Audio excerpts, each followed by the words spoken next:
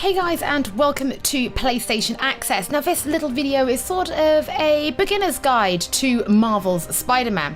Now before we get started, comic books and their timelines, they can all be a little bit confusing with multiple variations across different timelines, and then we've got reboots and even movie tie-ins.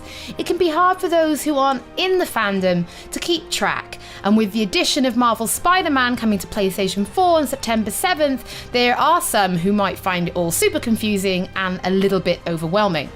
So to help, I've decided to put a little video together, a beginner's guide, to help those people get acquainted with the universe for this game, the story, and the gameplay, and hopefully answer some of the questions you might have.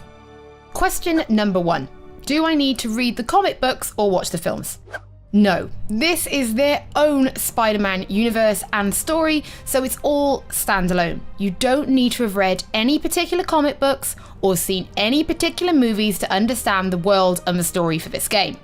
Now, if you are totally new to Spider-Man, the game will help you by making sure they introduce you to all the characters in the right way, and there will be character pages where you can go and learn more about their history. Question number 2. Do I need to have played the other Spider-Man games? I know this might sound like a bit of a simple question, but it does at least have a simple answer. No, you don't.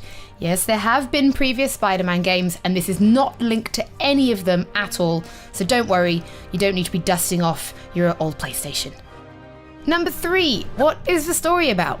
So in this universe and game, Peter Parker has been Spider-Man for 8 years, so that means this is not an origin story, so this isn't about how he became Spider-Man. He's 23 years old, has graduated college, and is currently working as a scientist.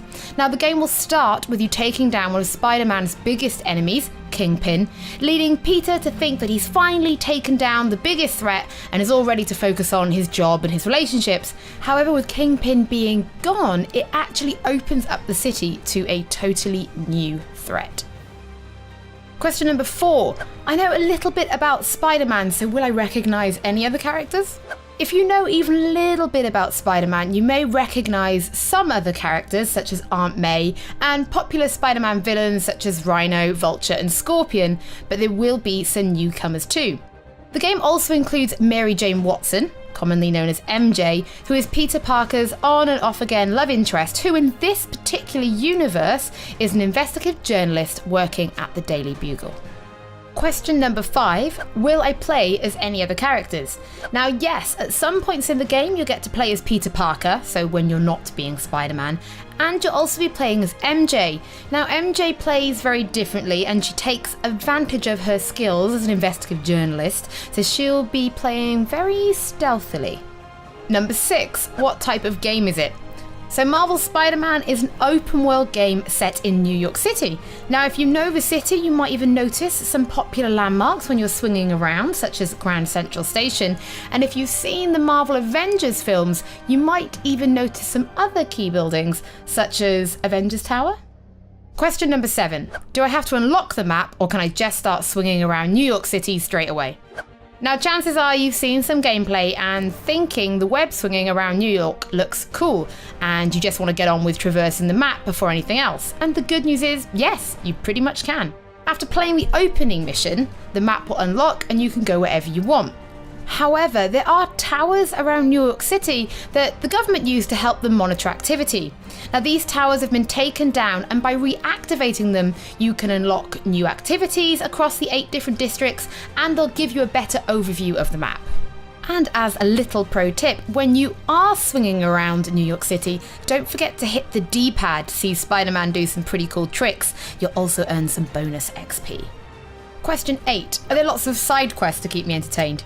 Yes, the game will be having a bunch of side quests that you will find on the map. Now what's special about some of them is that as you progress through the story, the side quests, such as being able to tackle crime, will actually evolve and become more dangerous as you go further into the game. So it's always worth coming back to check out those side quests later on. Question 9. Is there customization? Yes, now you can customize the look of your character.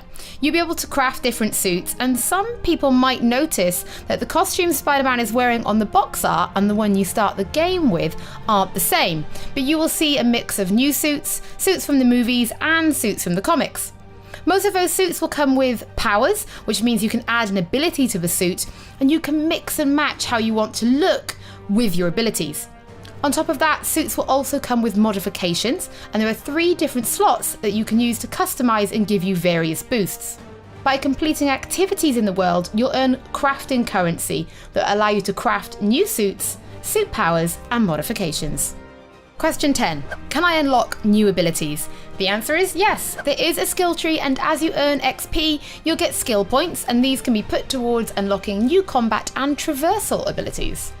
And our final question, question 11, what about crafting? You'll be able to craft gadgets for use in combat, such as tripwires, web bombs, and even a spider drone, a little thing that floats around to help you in combat, and a few more that you'll unlock as you get further into the game. You'll be able to craft and upgrade these using the crafting currency I mentioned earlier.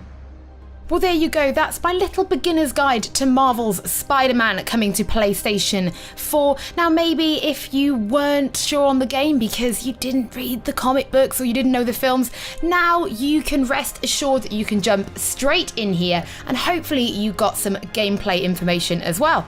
Don't forget to stay true to the YouTube channel because there is loads more coming up from the world of PlayStation.